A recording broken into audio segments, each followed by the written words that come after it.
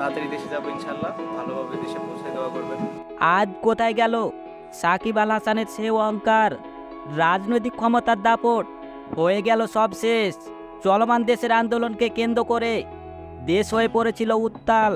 সকল ক্রিকেটার ছিলেন ন্যায়ের পক্ষে, সততার পক্ষে, ছাত্রদের পক্ষে। তবে চুপ থাকতে দেখা যায় বাংলাদেশের দুই ক্রিকেটার সাকিব এবং মাশরাফিকে। তবে এরা চুপ থাকলো, চুপ ছিল না বাংলাদেশের ছাত্ররা। অবশেষে তারা জয়ের দেখা পায়। এমন ঘোষণার পরে নড়াইলে মাশরাফির বিলাসবহুল বাড়ি পুড়িয়ে ছারখার করে দিয়েছে আন্দোলনকারীরা। তার ব্যতিক্রম ঘটল না সাকিব আল হাসানের নিজ বাড়িতেও। সেখানেও কে বা কারা আগুন দিয়ে পুড়িয়ে দিয়েছে।